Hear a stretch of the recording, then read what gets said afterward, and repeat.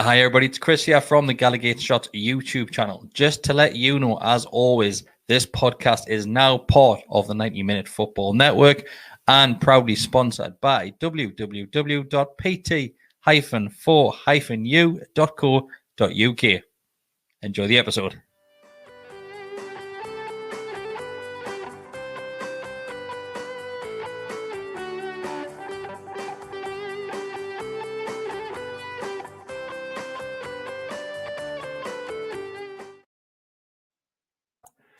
Good evening, boys and girls, ladies and gentlemen.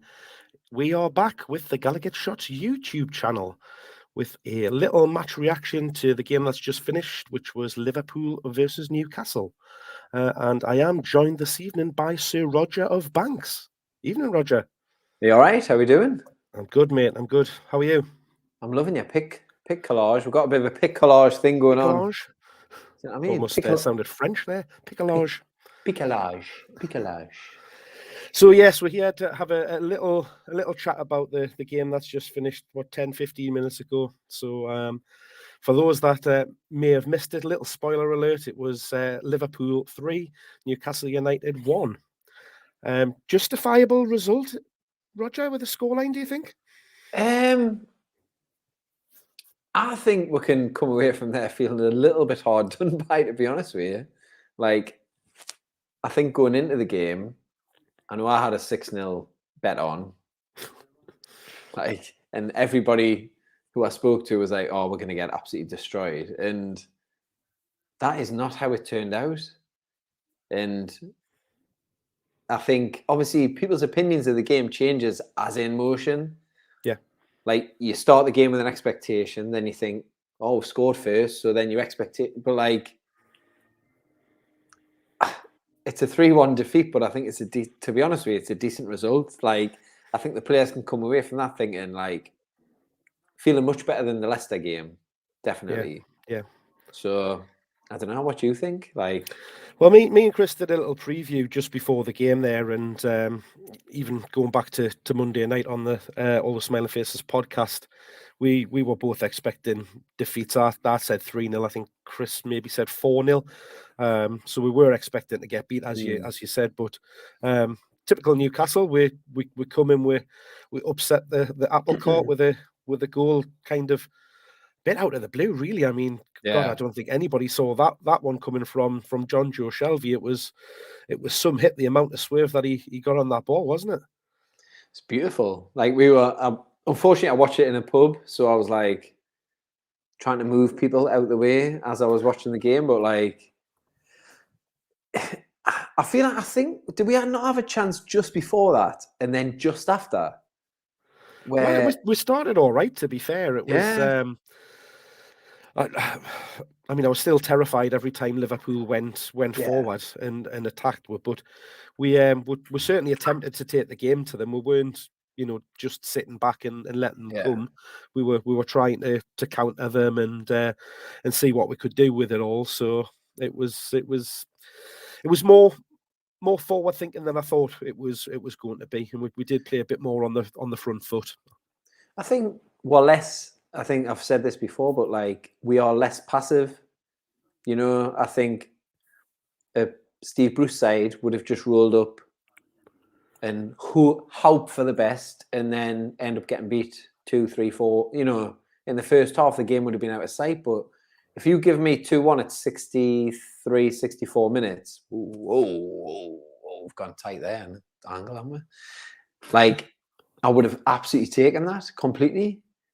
So for me, I think there's a lot of positives to take out of that performance. Yes, we are still 19th. We might be 20th now. I don't know. I haven't looked at the table since I came home, but I still think there's lots of positives. I know I'm like ultra positive at the minute for some reason, but like, I really feel like we have some momentum that we can take into the Man City game if it actually goes ahead. Yeah, well, big questions around that with the amount of games that are getting called off at the moment. But like you say, there was positives. I mean, I think we did take the lead early on, but that kind of awoken the beast, I would say, because they did then start turning the quality on. obviously we lost Lewis as well. Yeah, I think that's a big blow for me. Yeah, so he's just been starting to get in a run of games as well, and was starting to do all right. I mean, although Salah was causing more problems out on their right, losing his pace, and somebody that is a natural defender, and having to go off and be replaced by Richie, although kind of Fraser was doing as much as he could to help out on there on the left as well. It was definitely a big blow. But that first goal, what happened? What a beauty! What a beauty! Well, I think it was just indicative of, we obviously rested Callum Wilson, I think, obviously with that yellow card hanging over him. And to be fair to Alan Saint-Maximin, I think he did that job quite well. He tried to chase down what he could.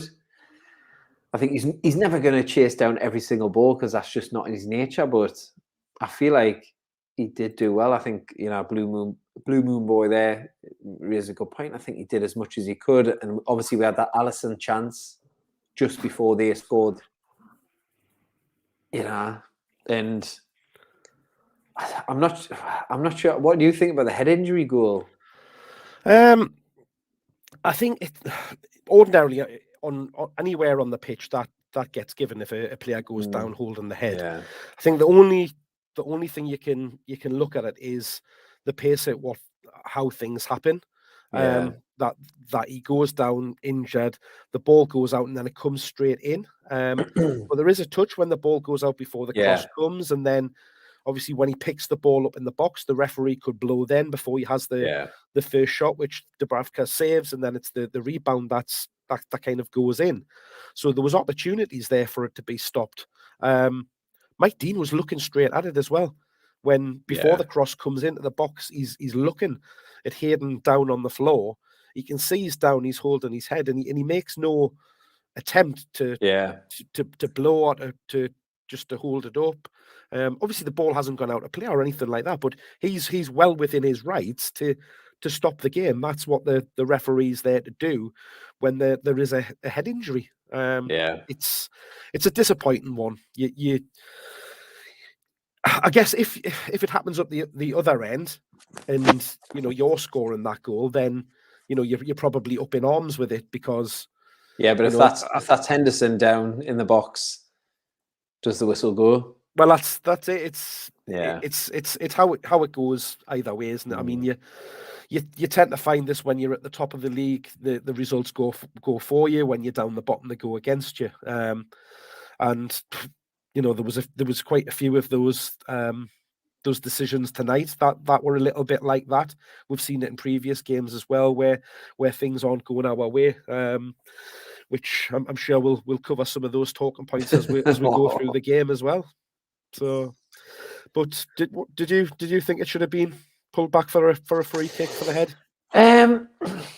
I think it's one of those ones where I genuinely don't think that, if I'm completely honest, I genuinely don't think that Hayden was he was injured. I think because he went down, and as he went down, he was like, I think it was one of those ones where he's trying to buy. And I think Mike Dean sussed him out, really. And that is my honest opinion. I think he's gone down because if you look at the replay, he doesn't really get a blow in the head. There's a bit of a company together. There's like 4 players. Like it's Kouyaté, Shaw, Lascelles, and Hayden. Which, by the way, 3 Newcastle players attacking 1 Liverpool player. Like that is a problem anyway. So, and then. So he goes down, and I think he's a bit of a half look, and he goes down, and I think he's hoping that the referee then stops the game. Yeah. And because obviously, and then we're not set, because Shaw's half getting up, doesn't pick up Jota.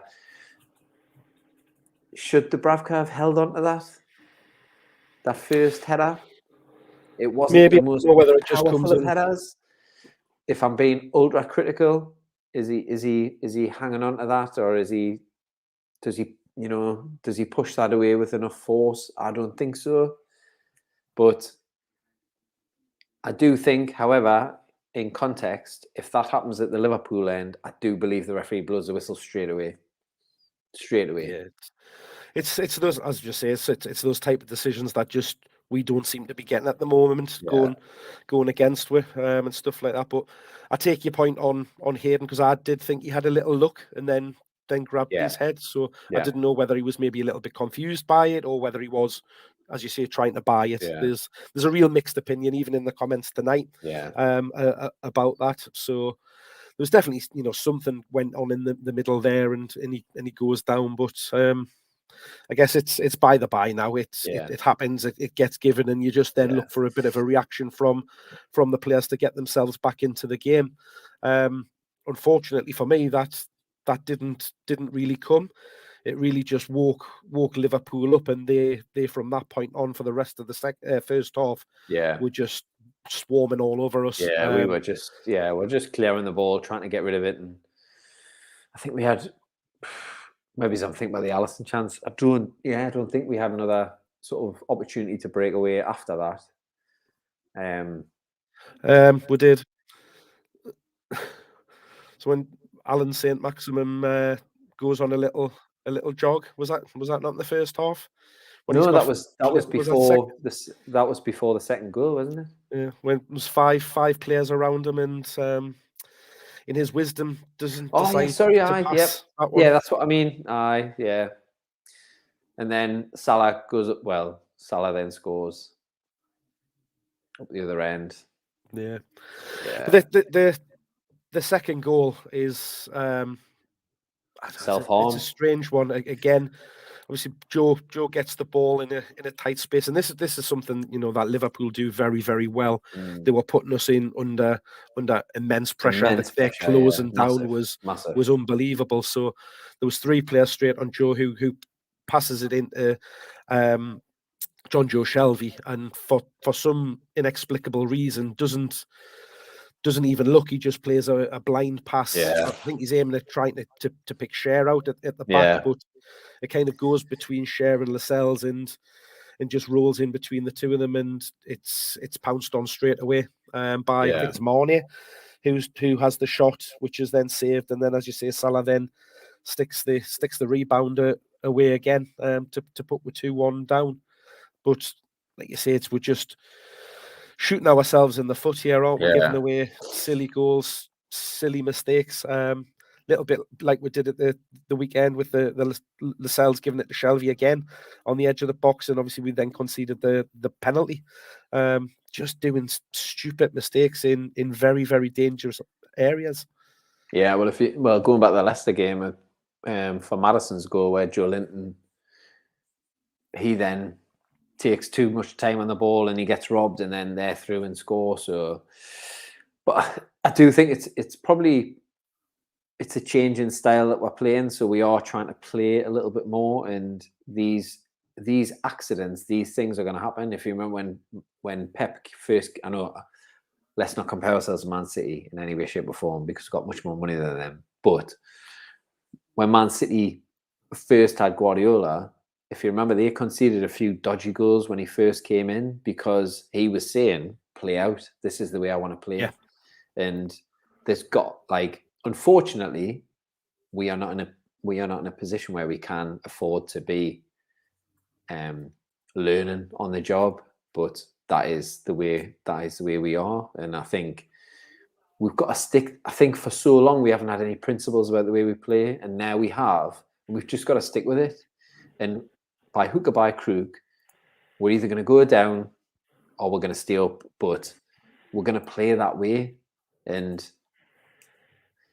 I think we've got to accept that, and we've got to support that, because we haven't had a style for so long that is just the way the new Newcastle are going to start playing. And yes, there's going to be a turnover of players, but until then, we're going to be stuck with Lascelles trying to play out from the back. Who actually, I didn't think Lascelles had that bad a game. I don't think I could pick out any couple of moments. I think where he maybe was caught out of position or ball watching. It certainly wasn't as bad as we have seen from him. But like you said, I thought we definitely were trying to play a lot more out from the back. they looked a lot more comfortable on the ball. I think particularly second Yeah. half. As we went in, I think we were hanging on at times to get to half time, and try and just get to that, go in just 2-1. And I thought we did well to do that and go in at 2-1 down. And I was a bit fearful that they'd just come out and continue the way that they had in the second half and just really come at Well, one. they did try. I think at the start of the second half, if you watch it back, I think they went at half time thinking, how are we not 2 or 3 ahead, because they're battered with for that back end of the They could have first been well half. away by that point, couldn't And then they came out the second half and they were very, very high intensity for about 10, 15 minutes. And we managed to weather the storm, got to 60 odd minutes. And you're like that is a platform. I think maybe then was the time to make the change, bring Wilson on or whoever was for Alan. But we've beaten Liverpool and we've beaten a lot worse than that and given up a lot quicker. So I know I'm Mr. Positive at the moment, but I think there are things there to hold on to. Yeah, I think the second half definitely gave me a little bit of hope, because I fully expected us on the performance from the first half from Liverpool for them just to go on and wipe us out. But we showed very good character, and we showed a lot of resilience. I think at the point where they kind of then scored the third was it was a one where we were kind of watching it and it could have went either way at that point, because we'd made the change. Wilson had came on. We put 2 up top with Joe and Callum kind of both going through the middle, and it was giving us an outlet, something to get onto, and we were getting those out balls. But every time that they then came back at us, it was scaring the life out of us, but we were chucking our bodies in front of the ball. M-Dubs made a couple of good saves. We made a couple of clearances out. So we were fighting tooth and nail to kind of keep ourselves in the game. And it then just takes something completely out of the blue. Something, sometimes this just happens and you hold your hands up and say, there's absolutely nothing I can do about that, because Trent picks that ball up, takes a touch, and he absolutely rifles it, doesn't he? There's no keeper in the world is saving that. Yeah. Yeah, I mean, I think when I really think Liverpool were I think if you're a Liverpool fan in the stadium, you're they would be not nervous, because I think they would always know that they would have enough quality in the end. But I really feel like they would be frustrated with the performance that we put in, and showed a lot of cojones to break when we did. I think Fraser had a good game. I think we're possibly unlucky not to get a decision when Fraser goes forward and Trent Alexander brings him down. Again, if that's Fabian Shaw or Mankiw on Sane, is that a penalty? Is that I think the players can come away from that game thinking we represented ourselves pretty well, and I am a bit disappointed that the fact that my expectation was low, and actually I think we did pretty well given all the circumstances around it. Yeah, I mean, I think I'm optimistic with the second half, that we were kind of still in it. As we said, we expected to be, well away by that point and be, good night. But I guess it just equipped ourselves to stay in the game and just hoping to take something from it. Again, there's a few comments around people thinking that Liverpool were terrible in the second half, that they didn't think that it could have went either way and stuff like that. But I'm not saying it was for kind of long periods, but there was certainly a spell of probably 10, 15 minutes in the middle, right up until they scored that third goal, where we were definitely kind of well there with it, and we could have been going. So, but the third one, Mike Dean. The Dean screen. What's he doing? Yeah, I mean, I do think Mike Dean, if you just put aside the Mike Dean show, I do think he had a poor game. I really do. Like, there was a couple of, when we were in the second half, when we were defending, we had like 2 blocks of 4, and there was an instance where Joe Linton was on the edge of the box and he went to clear the ball and he was clearly fouled. And he's like, play on. You're like, eh? Even like just those little, I'm more bothered by those little things than the fact that he's got no control. He sees Trent's got the ball and he's like, oh shit, I better get out of the way. So he's chosen to go that way. And whether that has a big impact on whether Dubravka, I mean, it's an absolute shit pinger, like, to be honest, and Dubravka did get a hand to it, to be fair to him, but there we go. Oh, there. The evidence is damning. Come on. Yeah. It's one of those where it's a hell of a strike, but it's not helping Dubravka see it, is it? Yeah. By him running. And why is he running across the ball there? Why not just stay where you are? Yeah. I mean, I'll probably have to. I mean, I watched a couple of the replays, but I'll probably have to see it again in a sober mind. But it is a bit, why? Yeah, maybe it's why is he running there? I don't know. I would have to watch it back. I don't want to sit on the creatine fence, but yeah, it's just these. As I say, these are these things that go against you when you're down the bottom, and we're seeing a lot of it happening at the moment. It's just very, very frustrating when you've battled to keep yourself in a game against a very, very good team. I just wanted to kind of go into the game and make sure that we were keeping our goal difference down.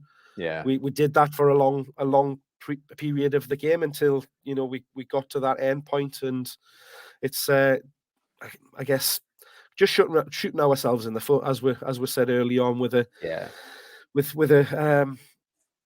poorly given away second goal, and then just not being helped by the referee for the first and third. Yeah, but again, Mark, like, they are an elite team, and they are second top, we are second bottom, or wherever they are. I don't know what position they are, but like, the gulf between us and them is incredible. So I know we're in a position we are, but like, those games aren't going to decide where we finish the season. I think the games, Everton, Southampton, we've got 5, those games in January are so important. Like, because I don't think we're down. I really don't. Because there's so much of the season still to go. And COVID is going to mean games are cancelled, games are affected by a couple of players missing. And I just don't think it's the time to just like sack it off and say, right, let's go. Let's accept we're going to the Championship. I think that's I think that would do a discredit to the group of players that we've got and to Eddie Howe and what we can do in January. So I'm still hopeful we'll beat Man City on Sunday. Yeah. Well, I mean, let's face it. If we put as much fight as we did in the second half into that Man City game, if we can stay organised and stay solid and keep a shape, a little bit like we did in the second half, then we give ourselves a chance. As we've just said, it took a hell of a strike from Trent to put that third, to put the game to bed. So it's one where we give ourselves a little bit of hope. But the next two games, like this one is probably ones where it seems like it's a bit of a write off. You don't really expect to get anything against Man City. Man United are improving at the moment with the new manager that's come in there, Ragnick. But then you look at the games after that, as you've just said, we've got Everton coming up, we've got Southampton, we've got Leeds, Watford, Southampton. So they're games where they are certainly games where we can go into that and getting points. Look at that, Freddie's even giving us the fixtures there as I'm I know these Burnley ones before he goes, but we, again, same. I think we've got Villa at the end of it, but we've got Everton and Watford definitely coming up as well. So there's definitely, once we get the next 2 games out of the way, definitely games where we can be picking up points and looking to pick up some wins. Obviously, we've got the January transfer window as well to come. Like, that is going to be the most mysterious transfer window. Like, I mean, if we're saying Trippier, wow. And I think good if start, that does happen, that kind of sets the tone as to, because other players will be like, right, let's, and obviously I think we can all be realistic and say that they're going to have massive clauses in the contract about relegation and blah, blah, blah, but like, Trippier is far better than any defender that we have in the current squad. So I don't think January is going to be the complete saviour. I think we need to focus on the group of players that we have now, and all of them, apart from a couple of exceptions who have probably regressed far too much, all of them have made an improvement. I think Joe Linton, despite possibly putting Shelby in a bit of a dicky position today, I think he had a good game. Like, in the context of we're playing Liverpool, like, he wasn't making amazing passes and runs, but like, they all looked organised and they all knew what they were trying to do. And for me, if we can go into the Man City game, we might take a defeat, a 2-1, a 3-1, but like, from playing very low league football on a Sunday morning myself, if you play a really good team, but you put in a good performance, that does give you confidence. And that's what we need desperately. We need that confidence to say, look, we've just played one of the best teams in the world, and we were in the game for 60, 70 minutes. Yeah, that is a positive that we can take from that. So let's, everybody's written us off. Every fan, like most Newcastle fans, think, right, we'll go down, we'll get relegated, and we'll clear the decks, blah blah blah blah blah, all this. So why not think, right, okay, that's everybody's expectation. The expectation's here. Let's see if we can improve on that expectation. I think that's Eddie Howe's position, because he's so positive around us as a team, us as a supporter base, the players that he's got. So I think there's big opportunities. If we can get a couple of points, if we can, get 2 points out of the next 2 games, and then go into January and be like, right, we can make some changes. Let's bring a couple of players, 2 or 3 quality players will make a big difference, because the league from 10 down isn't that great, Mark. It's not that great. We've seen like Burnley. We're all talking about Tarkowski for Burnley, saying, oh, let's sign him. Well, he wasn't that much better than. I couldn't say in that game that him and Lascelles weren't of an equal ability. So the teams from 10 down are beatable right now. So yeah, I still damn with you. I still think it's although it looks pretty bleak down at the bottom, it's still very tight in there. There's not a huge amount of points in it, and go on, Davey. I love Davey. Anywhere up until kind of 13th, 14th is they're still at risk of being dragged into it. There's definitely points to play for us, as Davey's just saying there. There's teams in and around us that have got some tough games coming up and some tough runs, because that's the league that we're in. We've all got to play the teams in and around us. We've all got to play those that are at the top. It's how those games fall. I think these games being postponed in the next couple of games that have happened, and whether or not anything further happens with this new variant that's going around to look at anything with games being kind of, because they're talking about kind of a week's reset and stuff like that. But so there's definitely a few more twists and turns in this season yet. So it's definitely not over yet. So definitely still to play for. But I'm with you, Roger. I think there was enough in that second half to show that we've got something to play for, a little bit of hope. We've got some fight, we've got some resilience in there. We just need all of the players to be on that same page, pulling in that same direction to get us out of that. I would like to hear from, like say Decker and a few of the lads who are actually in the ground, because as you know, like watching it on TV or in the pub or whatever is completely different to see what the atmosphere was like, how they perceived the game from where they were. Because for me, I would have been like really proud of what we did in the second half. First half, we did look like we're about to capitulate, and that when that half-time whistle come out, I was like, oh, thank the Lord. But it would be interesting to hear from some of the lads who were there to say what was their perception on, say, Alan Saint-Maximin. Like, well, I'm sure we can all guess what Decker's opinion on Alan Saint-Maximin would have been. But I better not say too much on that. Yeah. that always causes a little bit of controversy on the channel when me and him discuss Alan. It was a bit of an odd one. Murphy playing, that was a bit of a, for me, that was a bit of a random one. Obviously, Wilson being dropped, I could kind of see, because he's got that yellow card. Do we utilise him in the Man City game, or do they go with the same? I wouldn't have been surprised if we played Dwight Gale tonight, because Gale will run, more than. I think it was just a case of wanting to be more solid.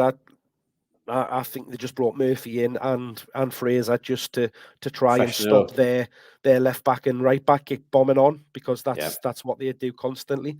So it was just to be able to kind of stop that somewhat, and then having Saint up through the middle was just an outball, a little bit of hit and hope of somebody give him something to chase. Yeah. So because that was probably what we were, we were hoping would be our kind of get out of jail card, and it worked at time to time, where he was getting it, he was picking it up. I just, unfortunately for me, when we did get into those positions, I think he had one shot where he went through on the keeper, and the keeper makes an easy save, but he at least hits the target. There was a couple of other times when where he did the same, goes through, and he's got players in support of him. The one that I mentioned that just I kind of get out of my head is when there's 5 players in and around him, and he can pick a pass to any single one of those. Is that when Murphy was on his right hand side? Murphy was one on the right. Yes, Fraser was across on the left. I do remember. Sorry, Mark. You're right. Joe and Shelby into the side of him, and I mean, I made the comment on Monday that it just almost felt that he was playing for the headlines, not playing for the team, and that moment summed that up entirely for me. And it's frustrating because he's got the ability. He just makes some very, very poor choices at time, and that move just summed it up. And that, in the pressure that he's came under in the last few weeks around, because there has been a little bit of a turn in the fan base towards him and the attitude and stuff like that. And I saw a big reaction when that happened from people within the Gallowgateshots Telegram group, on Twitter, etc. There was lots and lots of comments about that, and it didn't help. Again, there was a lot of noise before the game around the kind of the pre-match preview tweet that he put out with these little skills against Leicester. Yeah, it's all about him, isn't it? Yeah, so it's a dangerous one. He's undoubtedly, got the skills and the ability. We just need to see a little bit more composure, a little bit more teamwork. That stuff that he'd talked about doing more of, that Callum Wilson had spoken to him about, making sure that he's picking his passes. So that was the only downside of it for me. And then obviously he went off injured towards the end as well. People laughed when you had a debate with Decker about Alan Saint-Maximin and Fraser stepping up, and if he gets injured, and who steps up. And now I think a lot of fans, like you say, would possibly consider keeping Alan out the side, and having a different player in. I hate to say it, but I'm always right. Before I said it about Joe Linton. I've held him up high for a long, long time. Look, he's finally came good, and now the Saint-Maximin's home to roost as well. But I wish I was wrong. I My wish battery's about to die, so I'm going to get my charger. So keep the fans entertained, Mark. Maybe do a song or do one of your Adele tributes. You know, get some practice for Sunday, will you? I'll be back in a minute. Don't go away. There's 194 people. Stay there. I think Roger wants to go all night on this one, but yeah, I think Saint is definitely one that is causing some divide at the moment in the fan base. Loads and loads of comments, as you can all see around Saint within the in the chat there. So I don't know what do you guys all think about it? Does he need to have some time out? Is it going to be enforced with the with this potential injury? Because I even seen a lot of comments around whether or not we thought, whether Saint was maybe playing a little bit up to him being injured and stuff like that. It's a one where you don't know. Like and Ryan's subscribe. just put it there. Injured? Was he injured? Was he not? I don't know. So, but it is one where you just don't think, one game he is, as Freddie's saying there, he's undroppable, and then it comes around the other way. Helen wants us to sing a Christmas song. That's not happening until at least after Sunday. Snow is falling all around me. Come on. So, but I don't know. I mean, he's that type of player, as Decker says. He's the type of player that is never going to give you everything that you want, tracking back and attitude and stuff like that. But it's the what he can do. It's just whether or not that what he can do comes regular enough to keep the fan base appeased. Yeah. But he, if he's going to be out for a little bit of time, seems to like his Christmas is out. Again, I'm not casting aspersions here. It like Kevin Nolan. Could be a genuine one, but he has had the last 2 Christmases off as well, I think. Has he? Well, he got COVID last year again, apparently last Christmas, didn't he?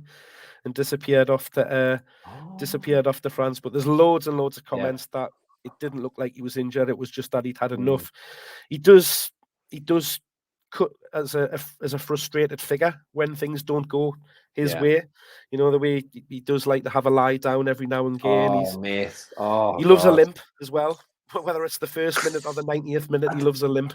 I don't mind the limp because I think part of that is a bit of gamesmanship in terms of trying to fool the defender. But there was a non-tackle in the second half that he went down for, and you're like, that is not a foul. Like I think it was Matip possibly, but he just lost the ball, and then he's down and he's trying to giving it the big. I think Joe Linton used to do that a lot, but now he's I think he's got his game together a little bit in that respect. But I think they've got to realize you're not going to get these tackles, these things. We're not going to get them. So I do think that it's time maybe against Man City that Alan comes out of that and you play Miggy and you have Alan as an impact player. If we're still in the game like we were today on 60 minutes, and Man City could be 4-0 ahead by the time I'm talking now. But like, if we get to 60 minutes and we're still 2-1 or 1-1 or no teacher, and then the sight of Alan on the sidelines coming off, Miggy comes off, he's ran his heart out. That it gives the opposition something to think about. Yeah, I mean, that was my point on Monday night. That because he is the perfect foil of somebody to come on when you've got 20 minutes, half an hour, and just run them ragged. Yeah, and you'd be like, because he's got the ability to do that. But the lads also said by that point, and as you've just said, they could be out of reach by that point. It's a difficult one to play. He's definitely got all the pedigree to be a super sub. It's definitely in there. But he's equally got it in to be a match winner. It's just which one of those turns up, isn't it? And that's why he cuts a frustrating enigma that he is. We've had this with a lot with our French wingers in the past, haven't we? Yeah. Well, you almost get that in the contract, don't you? Like that is the way it's going to be. I think the only one that I think Robert was probably the exception to the rule. And maybe I'm looking back on that with a bit of rose-tinted glasses, and maybe it's the team that we had at the time and the position we're in. But he seemed to do his doggies a little bit more. Yeah, I think he definitely had his moments as well. Yeah, but it's but hey, like we said at the start of this, it was one where we thought we were going to be dead and buried. Get hit for 3, 4, 5, 6. But even some of the comments going up in the game was around what are some of the records that Liverpool haven't broken yet, where they haven't scored double figures and that kind of thing. So I think we equipped ourselves well. We did well to stay into the game to the extent that we did. We gave ourselves an opportunity to do that through sheer grit and determination in that second half. Obviously, Hayden came back into the midfield and gave us a little bit more crunch and bite into there. He definitely put a few blocks in around the edge of the box and that kind of thing. Although he was the one that went down holding his head for the first goal. So things may have been different there, but who knows? But hey, it's gone, it's done, it's in the past. We can only look and think what might have been. We now have to look forward to Man City on Sunday afternoon, which is a relatively early kickoff of I think it's 2:00 on Sunday, isn't it? And then what's happening at 5:30? You two, I don't know what is. You tell me. Our sunny days are honey home. Roger warming himself up there for a few songs on Sunday. Hey, why not? And hopefully Shade will be joining us as well. Yes, yeah, our friends from the States. So everybody that knows the other programs that are on the channel, the United States, our good friend from San Diego, Shade, is making his way back to Newcastle. So he's flying out from San Diego tonight. I think within the next couple of hours, he's jumping on a plane and is arriving here in Newcastle tomorrow. So if you're out and about around Newcastle across the weekend and you see a very drunk Mexican-looking San Diego fella, it's more than likely going to be our good friend Shade, welcoming himself back into Newcastle. He's looking forward to it coming back. It's been a few years. I really pray. Although part of us wishes these games did get cancelled, but I really pray for his sake that Man City games go ahead, because that will be upsetting. I'll be very upset with that if you travel all that distance and the game gets cancelled. But it'd be heartbreaking for him. But yes, we will be back on the channel with a preview of that game. Roger, extra time tomorrow night? I think this is what extra time. You're having a night off? You're doing? Yes, we're having a night off. I think because we've got.